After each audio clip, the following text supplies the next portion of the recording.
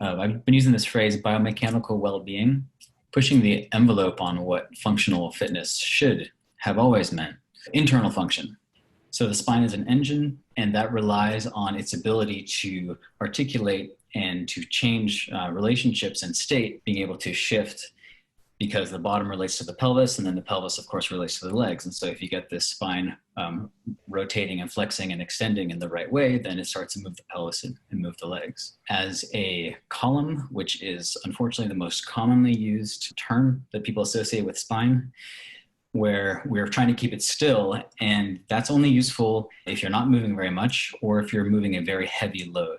Vertebrae have multiple joints above and below, so multiple ways of communicating immediately with their neighbors, and then also all the soft tissue connections which radiate out up to the shoulders, down out to the hips, and wrapping around the front.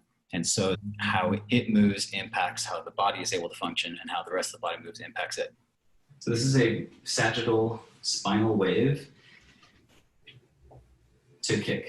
When we're moving around the world, it's not so much like that, right? If anything, the sagittal plane is the closest to what we might actually do, but things get combined. So I might be going forward and then also to the side and then also around.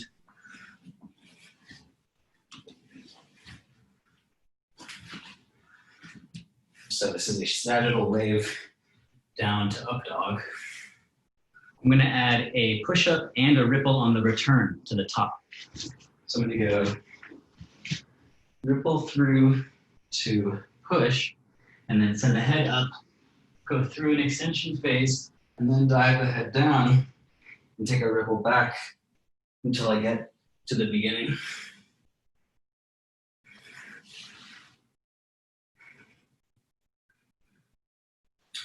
And there's other variations, but one to work on is to have the ripple or the wave not just be in the sagittal plane, but to go ahead and smash through that plane into some others. So let's get freaky with these waves.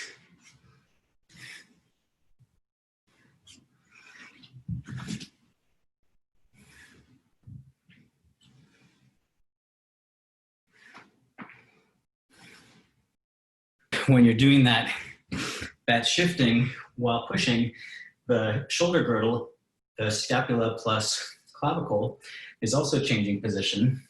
And so then the way in which you're resisting the floor with the arms is changing too. So you have all these different joint angles, which are getting trained as well, which is so much better than just doing one position or two positions of something like a push-up.